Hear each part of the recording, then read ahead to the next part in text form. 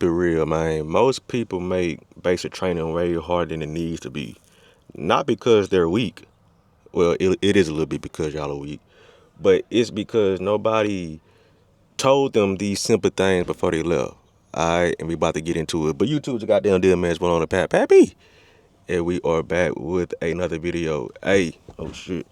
I got 10 things I want to share with y'all for the people that's getting ready to leave, dog. And I really feel like this will be beneficial. This will put your mind at ease to where, you can go in knowing that this is what it is. You know what I'm saying? So 10 things. The first one, and the most important, literally just do what you're told. As simple as that sounds, people can't do that.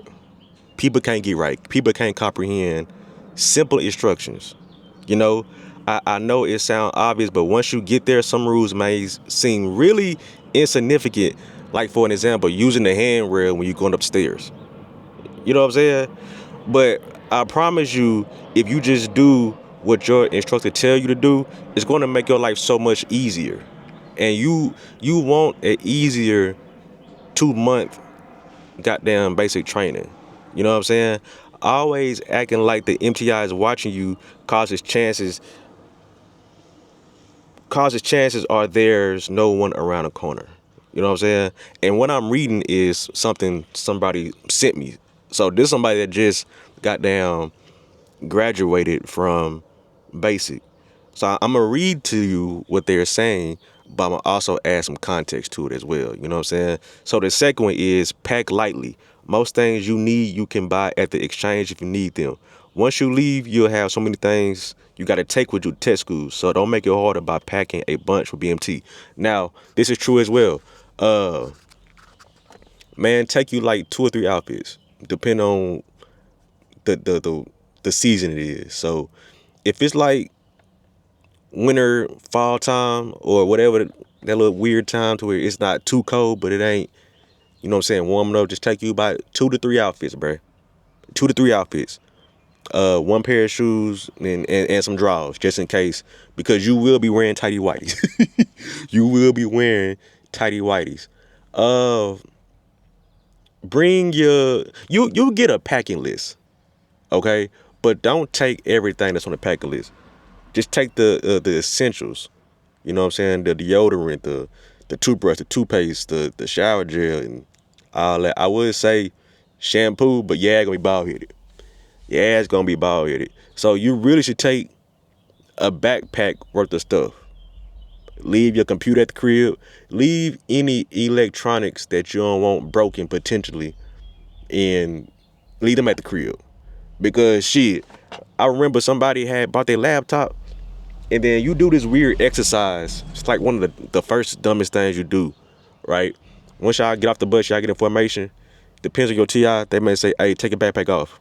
You take it off, put it down, pick it back up, put it down, pick it back up, put it down, pick it back up.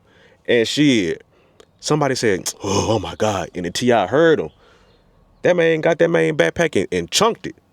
He said, "Oh no, my laptop is in there." So leave stuff you don't want broken at the crib, dog. The next one, number 3. In the beginning, MTIs know you aren't gonna know everything. They'll still yell at you, but what they really care about are the small things, like not moving at the position of attention, maintaining proper bearing, and moving with a sense of urgency. Drill and whatnot shows your skills, but those small things show your character, and you don't gotta practice to get that on lock. Listen, the one thing that irritates an MTI more is moving at attention. Moving at attention. That's gonna get you hemmed up real fast, because it shows you that you can't even keep your bearing to stay still when you're supposed to. You know what I'm saying? It shows that you can't be still or be quiet, cause they try to use it like this. Let's just say you out in a war field and you gotta be completely quiet because somebody's closing on you. Nigga, I don't care if a roach crawling on you. You gotta let that roach crawl on you. You know what I'm saying? I remember a time to where I'm standing at attention for like 2 minutes. 2 minutes straight. At the time. It was longer. But a goddamn fly landed on my nose. Now I ain't gonna lie, I did it quietly so I don't get caught. But you gotta be still and let that bug crawl on you. If sweat is getting your eye, you gotta be blinded by the sweat, bruh. You know what I'm saying? It is what it is. It's a it's testing you to see how you going to react to uncomfortable situations. You know what I'm saying? The next one. Give your wingman the benefit of the doubt. Sometimes you and your wingman will get into disagreements on how things should be ran. Just have faith in them and see how things play out. Sometimes you learn that they were actually right. Uh, uh, he's not lying. He's not lying, but I just don't have any experience or remembrance about thinking my wingman was wrong. You know what I'm saying? It was just like if you say something cool, I'm gonna go with it. But just use your discernment. Use your discernment. Like I said, I don't recall not believing what my wingman was telling me. You know what I'm saying? Or me and my wingman having a disagreement about something. You know what I'm saying? And I ain't got no reason to lie about that. So yeah, there's that. The next one. Ooh, this is my favorite one. I'm going to read it, but I'm going. Oh, don't be the guy that complains, bruh. You gonna have grown men in your flight moaning and groaning about things all of y'all gonna have to do. Okay? Y'all are all suffering together and you don't hear us complaining. Keep those thoughts to yourself. AKA don't be the one acting like a little bitch in your flight, bruh. Acting like a little bitch, always complaining. Now you're going to have these guys because some dudes were raised by a house full of females and all they know is complaining and being emotional and all that. Bro, stop being a little bitch. We all in this together. It sucks. Yes, it does. But this is what we gotta do. This is our situation for the next 2 weeks, 2 months. You complaining about it's not gonna make it better. Matter of fact, it makes me want to beat your ass. You know what I'm saying? So don't be the little bitch in your flight. Simple. Next one. Damn, I keep dropping this damn phone. God damn, what was I at? What number was that? Okay, number 6. When you go out your way to help your flight, it's actually make you better at BMT in general. You know, I was kind of known for picking EC shifts that made me a lot better at EC, which encouraged me to help my wingman on other tasks. Helping the team also helps you. He not lying. But me personally, I'm not picking up nobody's EC shift. Fuck that. EC is entry control. And entry control is basically you're controlling who leaves and enters the y'all dorm. Majority of the time it's going to be uh your TIs and your fellow flight mates or whatever. And so you have to read like this little list.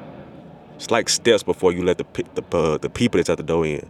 Now listen, this is very stressful at times because most times it's your TI banging on the door trying to get in. Now, just because it's your TI, you still got to go through the protocol. You still got to go through the list. Because if not, that's your ass. And that not only is that your ass, it's your whole flight ass. Y'all gonna be getting smoked because you decided because your TI say, man, just open the door, forget all that. That's a trick. That is a trick. Go through the whole process. And then once you grant them access, then open the door. Alright, but yeah, I ain't picking up no EC shift. Fuck that. He tripping. He tripping. Because sometimes the EC shifts are like overnight. You know what I'm saying? So you just sitting there 2 hours, you know what I'm saying, with somebody you don't like and you ain't talked to the whole time through our basic. So it's a long, quiet, boring 2 hours. And meanwhile, everybody sleep. Everybody sleep. I remember sometimes I was writing letters to myself. Writing letters to myself. Or writing letters to my girlfriend at the time. So yeah, it's a long, boring, anxious 2 hours because a dorm raid can happen at any time. You know what I'm saying? So you don't want to be doing EC when it's time for a dorm raid. It's gonna scare the shit out of you because you on guard but you sleepy. So you gonna get caught slipping. And yeah, it's just crazy. But help your flight out along the way, you know what I'm saying? It makes everybody's job easier and everybody experience easier because like I said, y'all are there for 2 months. So, work smarter and not harder. The next one. Halfway through week 3 is when my mind started to stabilize. Some of y'all will adapt quicker than I did, but once you get there, just focus on getting to week 3. You can take a step further by getting to Sunday. You'll learn the days are long, but the weeks are fast, especially by week fast. Bro, that last sentence is the realest. That's the quote of the day. The days are long, but the weeks are fast. I can't explain it, but once you go through it, you gonna see, you gonna look up, you be like, damn, we in week 2, we in week 3. But it seems like it takes forever to get there because the days are so long. These are some 16, 18-hour days sometimes. I'm trying to tell you. Some days are shorter and some days are longer. It just depends on y'all flight and y'all training schedule and the weather. The weather plays a huge role. All right. So I always tell y'all to take it chow at a time. You know what I'm saying? It's like boom, we got breakfast. We got 2 more chows and day over with. All right, boom, we just had lunch. We got 1 more chow left. Boom, we had dinner. Last chow of the day. And so you just do that up until Sunday, and Sunday goes into the new week. You know what I'm saying? It's going to seem long, but it goes by fast. Like I said, I can't really explain the science to it, but that's just what it is. All right. Ooh, this next one. Do do not fall asleep in class. You like, Pat, what class? Yes, y'all got class. It's not always marching and playing with guns and PT. Majority of the time, y'all gonna be in class, fool. And sometimes the classes are nice and cozy and cold. And don't be a person that ain't getting no sleep. It's going to be hard for you to stay awake, especially if your instructor is boring. Now you're gonna have some lit classes, some fun topic classes that's gonna keep you awake. But majority of the time is Air Force history and protocols and all this other boring shit. And so if you get caught sleeping in class, boy, that is your ass. Alright? But yeah, let me finish. I watched a guy get 5 341s pulled in like 30 seconds for false sleeping in class. He got recycled and is still in BMT as I type this. If you feel tired, just stand up and go to the back of the classroom. I promise you it's not worth risking it. Yes, bro. Stand up. Stand up and go to the back of the classroom. Go back to the classroom, do your little rocking, do whatever you can to wake up, and then sit back down. But if you know you feeling sleepy, don't be like, man, I know, man, I got this. I'ma stay up. I'm telling you, some of them classrooms be nice and cold. They be nice and cold, and if you find a way to be comfortable in them hard ass chairs, it's you gonna be thinking paying attention the whole time. Your eyes just falling, and then next thing you know, trainee so and so, let me get 341. Or you might get smoked out right then and there. I don't know. Depending on your TI. But if you just tired, bro, stand up back in the classroom. They're not gonna yell at you for standing up. They would much rather you do that than fall asleep. You know what I'm saying? Number 9. If your instructor gives you instructions like directions on where to go and you don't understand, just ask them. Okay? They'd rather you ask and understand than pretend to understand. Go out there and have no idea what you're doing. Sometimes it's better to just ask a wingman instead, though. Wait, it's better to just ask a wingman instead, though. So use your best judgment. Yeah. If your not your wingman, if your TI tell you to go to the building, blah, blah, blah, and you don't know where it's at, ask them where it's at, bruh. Don't have you and your wingman free roaming the base trying to find a building. And then you finally get back to your dorm and your TI like, bro, where you been at all day? I couldn't find a building. But why you ain't ask for instructions on how to get to the building? You know what I'm saying? Now you finna get smoked out for not asking questions. So yeah, just ask, bro. You might get yelled at, but I'd rather get yelled at than just get smoked out. You know what I mean? And last but not least, work out before you go. Another obvious one. but it's a common piece of advice for a reason. Push-ups, sit-ups, and running. Okay? I made the mistake of doing a lot of running and push-ups, but no sit-ups. As a result, I got really good run times and good push-ups, but still failed the first 2 tests because my sit-ups were so ass. Do all of them beforehand and do them often and do them well in advance. Being in shape will give you a big advantage over your peers. Now listen, I'm going to do a separate video on how to get in shape for basic because I read something else that was just quite embarrassing. Quite embarrassing. But here's what I want to tell y'all to do.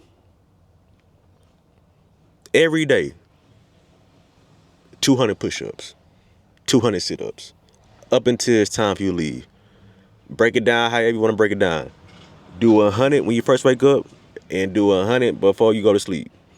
You could do 2 sets of 50, 4 sets of 25, 5 sets of 20, 10 sets of 10. Long as you do 100, 200 in total. 100 in the morning, 100 at night. There's no way you should be failing PT, bro. Like, PT is the easiest shit to do. I don't care if you wasn't an athlete. Sit-ups is, yeah, I'm gonna say this talking to for the next video. But yeah, when it comes to running, I hated running, but I was an athlete, so I know how to run. I just don't like to do it. So I think with running, you can learn how to run and become a runner, but most times it's either you got it or you don't. And if you ain't got it, you better learn how to get it. You better learn how to find it. Because if not, they will send you home. I told y'all that in a couple videos ago. My TI, not my TI, my homegirl who is a TI told me they would send your ass home if you suck at PT. So I just gave y'all 10 things that you need to know about BMT, about basic training. So if you're leaving soon, that's what it is. So your experience may be a little different, as it should be, because nobody gets the same situation.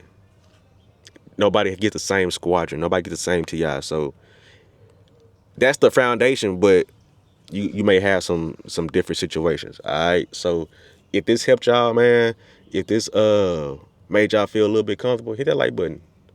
And I'm keep dropping these banger videos. All right. And I'll catch y'all next one, bruh.